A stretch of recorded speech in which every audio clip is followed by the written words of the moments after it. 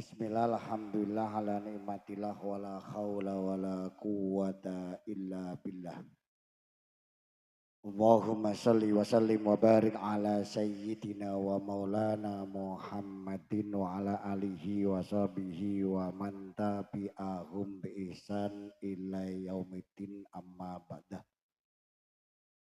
Hadatal muhtaramin wonten pangarsanipun para alim, para kiai, para kasepuhan, bini sepuh dalah aji sepuh al-akhas Syekhina wa murabbil hina al-mukarram Kiai Yusuf Khuduri At-talawwahu umru fi siyah wal afiyah wa nafa'ana fi barakati ulumihi fi daraini amin. Ugi wonten pangarsanipun Bapak perangkat pemerintahan, wonten Bapak Camat, Bapak Lurah Pandan Retno, dalah Dewan Perwakilan Rakyat Kabupaten Magelang ingkang kita hormati,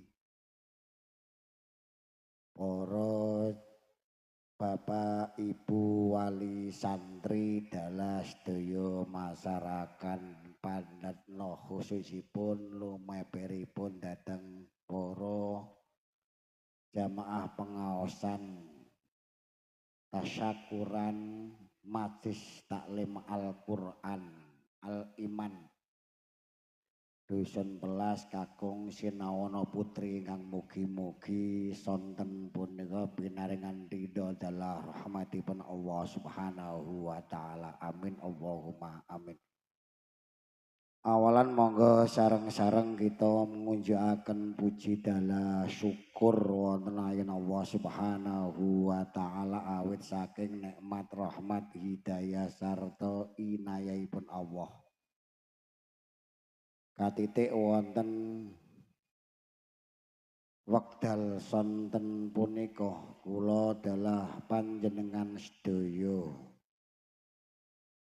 waget nuhuni punapa ingkang dados kersanipun sedaya para wali santri, sedaya ustadz ustadzah Mas Taklim Al-Iman anggenipun nglairaken syukur tahadus bin nikmah anggenipun kegiatan belajar mengajar Majlis Taklim Al-Iman wonten ing taun punika waget ngleksanakaken kanthi sampurna kanthi wontenipun lare-lare ingkang khatam Al-Qur'an.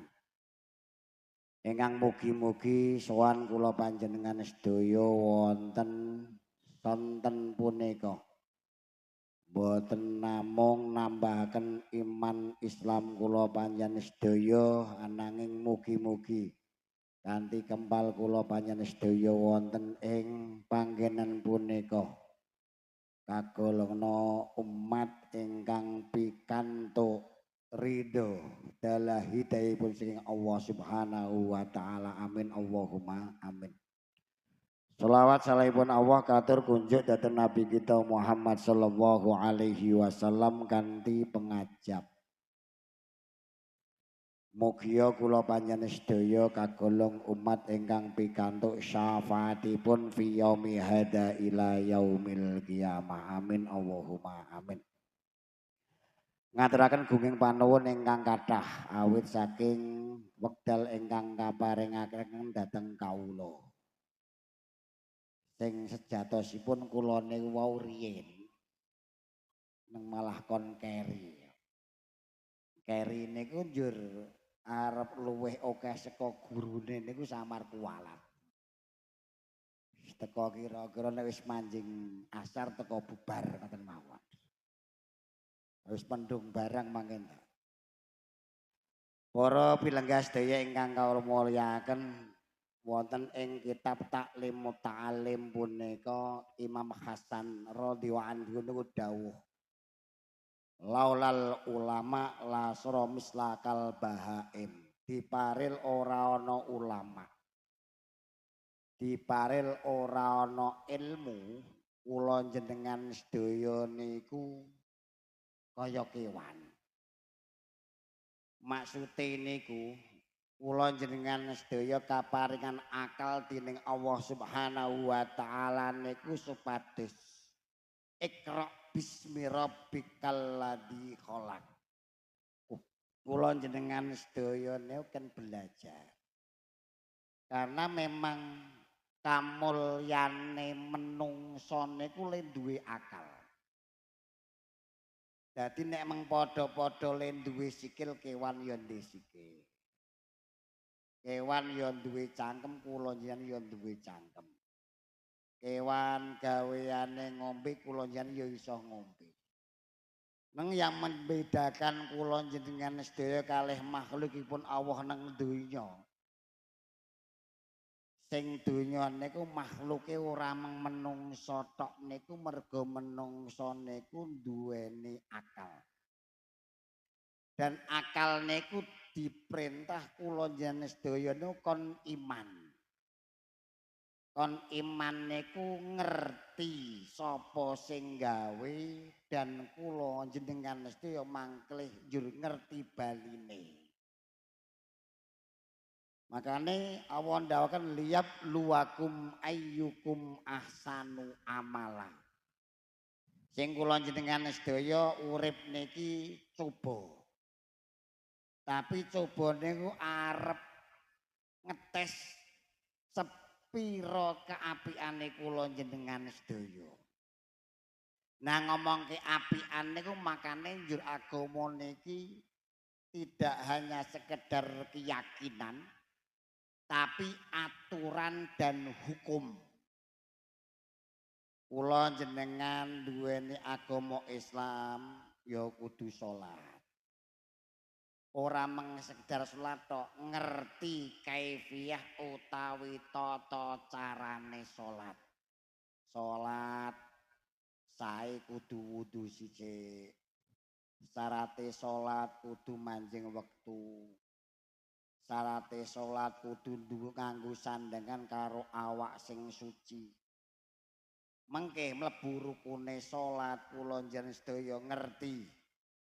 Takbiratul ihram niku rukun, maca Fatihah niku rukun. Sujud rukuk niku rukun. Nah niku sing dadi kula njenengan sedaya niku kaanggep wong mulya. Nek ora iso mbedake antane makhluk liyane menungsa niku kaya wau niku. Kula jenengan dene akal, neng ora iso nggunakake akale, sing akale niku ora njur iman dening Allah Subhanahu wa taala. Makane Allah ndawuh ma khalaqal insa wal jinna illa liya'budun. Kula jenengan sedaya ditetah niku ora ana liya mengkon ngabekti. Kon manut kareh Allah Subhanahu wa ta'ala. Makane Allah ndawuh alladzina amanu wa kanu yattaqun lahumul busra fil hayati dunya wa fil akhirah. Sapa wong gelem iman njur takwa. Takwa niku napa? Imtisalul awamir wastinabun nawahim. Nglakoni perintah ninggal larangan. Jadi urung termasuk Islam. Nek kula jenengan sedaya niku mengerti sok mati. Ngerti jenengan sing gawe Gusti Allah arane niku urung termasuk Islam. Gek diarani iman. Niku urung arep kepenak. Tapi nek wis iman jur takwa lahumul busra fil hayati dunya wa fil akhirah. Kula jenengan sedaya niku artine kebungahan neng donya tekan akhirate. Kraten kebungahan niku teng ati, Pak. Mboten teng materi. Makanya sahabat Ali ini ndawaken al ilmu tahrusu yahrusu wal malu tahrusu. Ngilmu niku jaga wong sing duwe ngilmu. Tapi nek bondo niku sing duwe bondo sing jaga bondone. Wong duwe ngilmu niku njur mangke dadi desaine. Sing ala-ala dipun ta'al napa kon kula njenengan sedaya niku iso dengan duwe ngilmu niku njur pacakane dadi sempurna. Kula jenengan arep dahar ndelok hal harame. Arep nyandang ndelok batase ngaot karo orane. Arep sesrawungan karo tangga ngerti batese nglegake karo nyindir tanggane. Niku agama, niku ngilmu. Karena ngilmu niku penting. Nek sing kados kula jenengan sedaya wis urip nang donya suwe dengan pengalaman mawon. Tapi luwe-luwe sing putra wayah jenengan tekan putu jenengan niki zamane pun beda, Pak. Riyen alite kula jenengan sedaya niku dolanane mengnekeran. Ban diglindingke. Kadang blarak diseret niku wis pol senenge. Sakniki beda, Pak.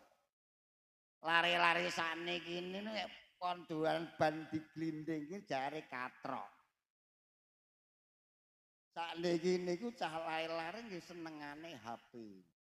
Sing kadang pemikirane niku urung nyandak neng dinyandak-nyandake merga kulino.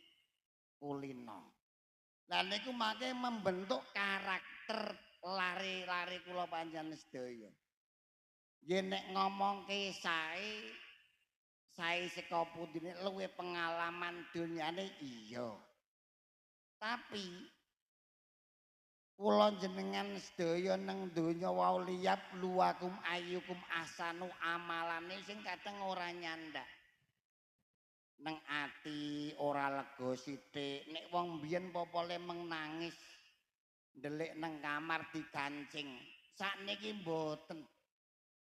Lare alit nesu niku wis piye carane men wong tuwa niku wedi.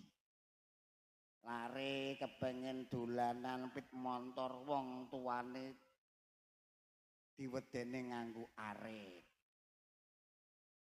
Sakniki lare kepengen apa larene minggat saka omah. Niku sakniki, Pak. Lah makane kula panjenengan sedaya piye? Keranten dawuhipun Kanjeng Nabi yasluhul aba li silahil sababil abna. Piye-piye duwe anak soleh, duwe anak apik niku saka karakter wong tuane sithik. Ora iso anak niku langsung dadi apik niku mboten saged. Kanten anak niku isoe napa kecilik niku ndelokke wong tuane. Al madrasatul aulad. Anak niku saka cilik niku mendelokke tingkahe wong tuane. Anake kon salat, bapakne malah HP-an. Niku anake wis ora salat. Anake kon masjid, bapakne malah nglinting rokok. Niku anake ora gelem, Pak. Makanya tarbiyah niku sing kewajiban niku wong tuwa. Kula wangsul malih sakniki sing wajib ndidik niku tiyang sepahipun. Keranten Nabi ndawuh kullu mauludin yuladu alal fitrah. Fa ing kana abawahu yuhawidani ayunasironi ayumajisanihi. Anak niku lair niku ora ngerti apa-apa. Netapi tingkah suci ora duwe apa-apa, ora nggawa apa-apa. Lah mangke dadi gedene ndadekke wong niku adoh karo Gusti Allah. Ndadekke anak niku mangke wani wong tuwa. Niku jenengan rasah nyalaki sapa-sapa. Introspeksi diri. Jenengan kira-kira le marai anak niku sepira? Ora cukup kanggo bapak niku menggoleke nafkah dhahiriyah niku ora cukup. kudu goleke nafkah batiniah. Batiniah niku napa ati. Kanten Nabi ndawaken inna fil jasati mudghatan ida sulhat jasadu kulluh faida fasadat jasadu kulluh. Ing anggota awak kula jenengan sedaya niku ana rupa daging kempel. Sing kapan daging kempel niku sae, sekabehane jasad niku melu sae. Tapi nek daging kempel niku awon, bosok, rusak, mangke sekene jasad uga rusak. Ala wahia al-qalbu. Apa rupa daging kempel niku rupane ati.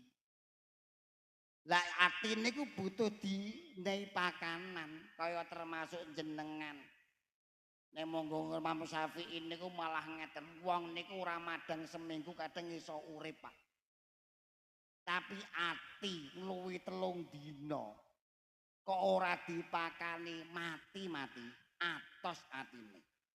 Lah atos atine niku pripun? Angel nampa pituduhe saking Allah Subhanahu wa taala. Lah sakniki piye carane? Ati niku men lemakane ati piye? Ngokehke eling kalih Gusti Allah. Ala bidzikrillahi tatmainnal qulub. Wes widan niku ora kudu mengletes bae war-wer niku mboten kudu. Neng delok fenomena keadaan jenengan dine kenikmatan gelem syukur pora. Nikmat niku saking Allah Subhanahu wa taala. Nek kapan jenengan entuk keolonan ya dipikir diangen-angen kok jenengan entuk Allah ki jenengan introspeksi diri. Iki memang nggo coba nggo aku popi walesi aku le gawe karo tangga ora apik. Wa may ya'mal misqalatin khairan yarah wa may ya'mal misqalatin syarran yarah. Apik ya engko sing gawe apik niku bakal entuk, sapa sing gawe elek ya wong sing gawe elek niku bakal entuk. Niku termasuk wiridan. Ora kudu jenengan nggo tasbih ngetan, ngulon macul kalungan tasbih. Neng uteke jenengan, atine jenengan ora madhep. Sing penting niku le madhep. Kelingan umur ini napa nggih? Kesempatan. Kula jenengan umur niki dinggo ora dinggo tetep entek. Umurne kaya es. Es niku dinggo ora dinggo niku tetep lumer. Nah makane manfaat piye umur digunakake kanggo ngibadah. Ngibadahno kathah sanget kanthi kadar kemampuan jenengan. Sing wajib ana salat, sing wajib ana poso Ramadan. Sing wajib ana zakat fitrah, sing wajib ana haji. Niku kadar kemampuan. Salat isih ngadeg, nek jenengan ya nek iso ngadeg. Nek ora iso ngadeg sing penting madhep pepat kanthi jagong iso, kanthi turun miring iso. Neng jangan sampai ninggalke salat. Kados kau ya Yusuf sampun dawaken. Salat niku dadi cagake iman, cagake omah kula panjenengan sedaya. Kapan wong niku salat, jenengan rasa mamih salat usah ora pikir keri, Pak. Jenengan pikir keri mun sepuh nek arep ngaji ya is-isen karo putune. Wis teko ndelok sing wis ngaji wis paling ora lah. Jenengan arep ngaji salate men bener sing men teko jamaah. Ora sak kudu jenengan kudu nenggarandu mondok meneh wis umur 70 tahun kok mondok. Engko malah Mbah Putri goleki kok. Dadi sing penting jenengan rumangsa. Nek wong bodho niku fasalu ahla dzikri ing kuntum la ta'lamun. Notone ati senem loro tolabul ngilmi. Tolabul ngilmi tumrap sing bocah cilik-cilik memang wonten pendidikane, wonten kelase, wonten kurikulume. Ranten delok nyandak orane larene ku menghafalkan utawa mencermati ilmu. Tapi nek sing mau sepuh-sepuh ngeten niki wis teko lapanan pengajian lapan teko wis apik. Sing penting jenengan rumangsa bodho. Nah, dengan rumangsa bodho jenengan niku gelem ngaji. Gelem ngaji niku ora kudu nekane pengajian. Jenengan di masalah kira-kira salate kok ora mantep dolan teng Garandu. Dolan teng Pak Hudori, dolan teng Pak Masudi. Niku cara, Pak. Kanten dawuhe Allah nu fasalu takok. Pengajian ngeten niki mono. Ketok wangko ngaji 16 mesti entuk kerdusan. Wis le niat iki kadang wis ora pati apik kok. Luwih-luwih niki kaya Pak Usuk wis wah penting Pak Usuk Mas Baik wis kulino. Ah ngoten niku jero Bali ngoten lho. Lah makane nyuwun sewu. Kula jenengan sedaya niku umurne kesempatan. Tapi paling pokok niku manah kula jenengan sedaya kranten napa? Sing bakal nyelametake akhirate kula jenengan sedaya bil qalbin salimin. Sing duwe ati sing slamet. Slamet niku pripun? Jaga ketakwaan keiman dening Allah Subhanahu. Lah le njaga niku kanthi ngaji. Kelingan Gusti Allah kanthi dzikir utawa akim salat li dzikri. Jenengan setiap 5 wektu salat, jenengan tiap sumpek teko salat sunat li hajati li qadail hajati. Jenengan setiap duwe kesusahan gelem duhanan. Gelem napa tahajudan. Kraten memang Gusti Allah ndawuhaken Kanjeng Nabi nu ndawuhaken ngeten. Aqrabu ma abdu illallah wa huwa sajidun. Parek-pareke kawane Gusti Allah sing rupa menungso kali Gusti Allah niku nalika pasujud. Jenengan arep muntertes nggih ping wiridian ping kathang ayi jempole mlempung kalah Pak karo jenengan sing sujud. Jenengan duwe kesumpekan teko wudu jimuk sarung dolan nemu salat atau nang kamar teko sujude direwangi nangis Gusti kula mboten gadhah kekiatan punapa Gusti kula mboten waget rekadaya gejawi rekadayane panjenengan jenengan kudu ngoten Pak karena kula jenengan sedaya wis ndek donga wis ndek cara piye carane parek dening Allah Subhanahu wa taala. Lah makanipun penting era zaman sing sakniki globalisasi. Sing kaya wau ya Yusuf ngendikaken jenengan saya tetandur niku wis mengkebak sampah sing kadang wis tukul dadi kethoki. Kula jenengan sedaya kurang syukur dadi menungso. Nah piye carane kula jenengan sedaya iku men ora drembo. Kula jenengan lak ya mung sedina cukup madang lak ya mung ping 3 to. Ora ana to. Mosok ana 18 dina madang ping 9. Popole madang popole jenengan ya sak pol-pole ya mung sepiring.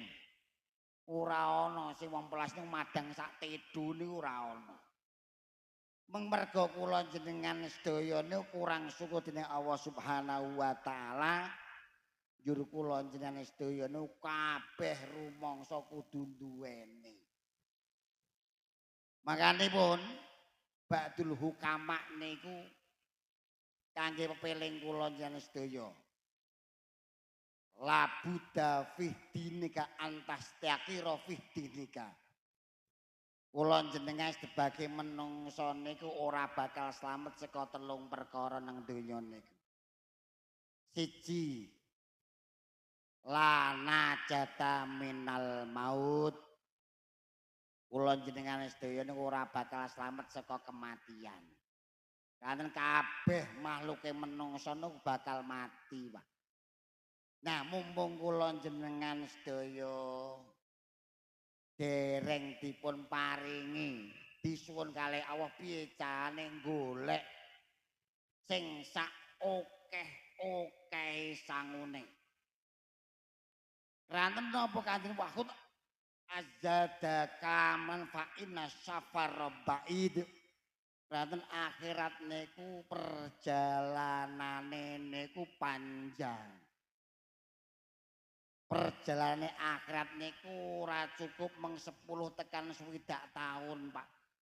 Kula njalendai napa? Ndai mangsa nang donya mung pirang tahun. Ana sing 40, ana sing 20, ana niku ora cukup, Pak.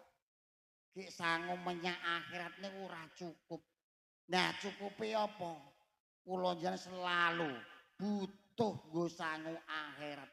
Dadi nalika ana kaapian mbah cilik mbah gedhe niku piye-piye kebutuhane kula njenengan sedaya. Ana kok wali niku lek iso mlebu swarga niku merga le napa nyingkirke watu nang tengah dalan niku ana kok, Pak. Malah teng kitab-kitab riwayat niku malah ana begenggek niku iso le di ngapura Gusti Allah le piyambake niku ngertos. Ngertos napa? Ngertos ana kirik niku ngelak njur piyambake begenggek niku ngenehi wedang. Niku disepuro dosane. Wong sakniki mengarep gotong royong yen ra dumumke nang masjid rada teka.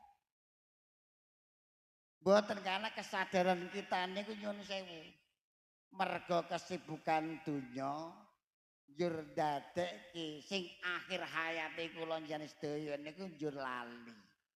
Termasuke jenengan donde putra, donde wayah. Jenengan biyen cilike mengtela wis pol senenge digoreng. Saiki nek ora tukokke donat niku. Padahal nggih sami mawon to. Wong niku lak nggih sami mawon. Nek wong ngeleh niku tepiye-piye apa-apa enak. Nek sakniki wong ora kudu ngeleh, Pak. Mergo donyane wis padhang nang muntilan wis do ndipit montor dhewe. Jadi njur kapan ra ana sing nang omah njur kudu ana. Nek mbiyen kan mboten kaya jenengan sak nang omah wis teko dintekke. Mboten, karena memang nyuwun sewu pergaulan. Zaman wis beda. Nah makane napa putra wayahne perlu dinehi ati sing kuat. Wis engko dadi apa wis monggo. Nang saka cilik didikane agama keimanane niku kuat. Insyaallah ora patek geblinger. Salate ajeg, derese Quran ajeg. Niku nalika dicoba apa wae niku insyaallah niku atine tetakat. Tapi sakniki kan mboten. Apa sithik ngeluh. Lah makane kula njenengan sedaya men kon syukur niku nek donya ndelok wong sing sak ngisore.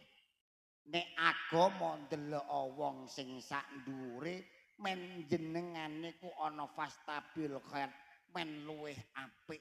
Nek sakniki kan mboten jenengan bondo ndeloki sak dhuwure. Nek agama jenengan ndelok sak ngisore. Nah niku napa kepentingan kula njenengan sedaya. Gegesang niki menglantaran kesempatan termasuk kula njenengan sedaya dine kenikmatan duriyah, kenikmatan putu, kenikmatan anak niku piye carane men iso nggo sangu mati. Nomor kali pun la rohata fid dunya. Badul ulama niku ndhawuhan nang donya niku ora ana penake, Pak. Jenengan wingi ndek utang iso nyauri utang. Stonle gaweane napa? Nyengko mergo ndek utang bare njur lara. Lara ora ndi duit meneh utang meneh. Nek ra ndi utang dilalah ekonomine mapan didendeng tanggane.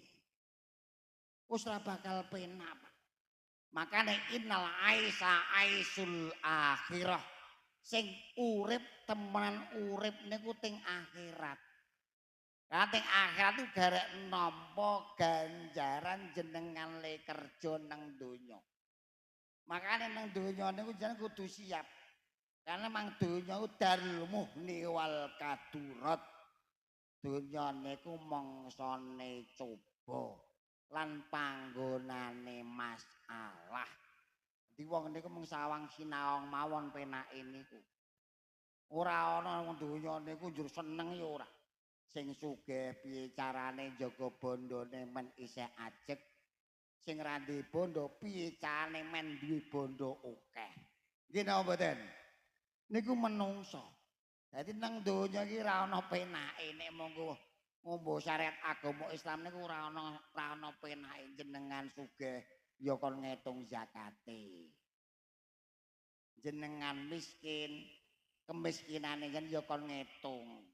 Lambene ndek pira, beras iso nggo mangan 3 dina apa 4 tetep sami mawon. Sugih karo mlarat nang donya niku mung sawang sinawang wau. Mungkin dengan melarat jenengan arep mangkat pengajian ora patek gegendolan. Jajal kaya jenengan ning mriki gek panen lombok kira mangkat pengajian apa ngopi lombok. Ayo wis niku menungso niku waras berarti. Waras. Ngoten lho makane niku. Niku waras. Nek sing ra waras niku jenengan lomboke apa ae teko penting pengajian niku mah ra patek waras nek menggah kowe. Makane men kula jenengan niku men rada waras sithik niku njur ngaji niku. Ngaji men ngerti bilih menungso niku panggonane ora sempurna. Nah dengan ngaji ngeten niki jenengan njur iso tafakur, nambah syukure. Oh iya temu sedulur. Saling ndongake sedulur nalika ngaji ngeten niki. Pun nomor 3 nipun mboten sak suwi-suwi. Wis mendung barang mangke nek sing gare andu barang sudah mlaku. Ingkang nomor 3 nipun la salamata fil nguyubin nas. Jenengan niku nomor 3 ora bakal slamet saka pengomongane wong liya. Mesti niku. Wis ora kiai ora wali, nabi mawon. Lekne Abu Lahab niku piye carane le nggodha Kanjeng Nabi? Wis diarani cah sing wis cethek mbengek. Nabi mawon ngoten. Nabi Nuh wae dicoba putrane niku. Niku ora iman padahal umate wong 300 niku iman kabeh anake malah ora. Iman niku domong piye ya jejal. Ya makane kaya kula jenengan sedaya niku ya anake nabi ya ora. Keturunan nabi ya ora domong wong wis biasa. Wis teko mlebu kuping tengen metu kuping kiwa wis dianggep entut mawon. Nek jan ngepasi nek sing domong wong niku cuma nenggen jenengan nggo introspeksi diri. Nah intine napa? Monggo sareng salang teng wulan Rajab niki. Rajab niku rok jimbak rok niku makane rahmat. Jim niku jurmun dosa. Bak niku biruwah. Sak isoe gawe apik nang wulan Rajab niku ditikelke ping 70 kesainan. Ora iso poso ya sing penting poso atine. Nek duwe napa? Panganan sing cukup dikake sedekah. Nek sedekah ora iso angger temu tangga sementing guyang-guyu. Wis ngoten niku mawon. Wong saiki merengut niku malah ngertine ngece kok. Ini ya lek guyu aja kebangetan. Pun sing penting monggo sareng-sareng niki ajeng wonten wulan sae. Rajab, Sakban, Ramadan kita kedah persiapan mumpung kula njen isih kenugrahan. Mekaten kemawon saking kawula mboten prayogi menawi kula kathah-kathah namung nderek dedonga mugi-mugi lair-lare ingkang sami ngaos, mugi-mugi tambah istiqomahipun, lair-lare ingkang sami khatam mugi-mugi paring ilmu ingkang manfaat, mugi-mugi tiyang sepaipun dipun paringi kejembaran rezekinipun, rezeki ingkang hal ingkang barokah, parina umur ingkang sehat, umur ingkang barokah, lumebet teng kula panjenengan sedaya ala hadiniyah walin niyatin sholihah syai'ulahumul fatihah. A'udzubillahi minasyaitonirrajim. Bismillahirrahmanirrahim. Alhamdulillahirabbil alamin. Arrahmanirrahim. Maliki yaumiddin. Iyyaka na'budu wa iyyaka nasta'in.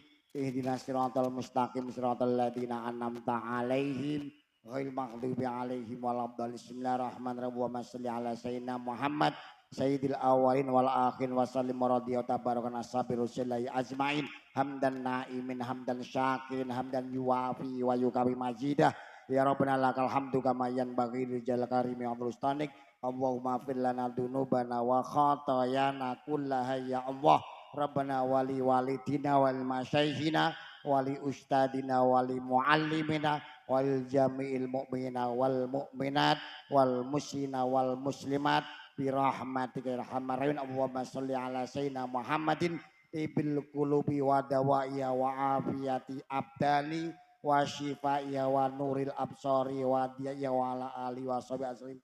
Allahumma barik lahum fi umurina wa barik fi rizkina wa barik fi dzurriyyatina wa barik fi ulumina ya miyaskul ya asir umurna umur dunya wal akhirah yasir umurna wa hasil maqasidana maqasidat dunya maqasid akhirah rabbana hablana min azwajina wa dzurriyyatina qurratal a'yun waj'alna lil muttaqina imama rabbana atina fid dunya hasanah wa fil akhirati hasanah wa qina adzabannar subhana rabbika rabbil izzati amma yasifun wa salamun alal mursalin wa akhiru da'wati walhamdulillahi rabbil alamin.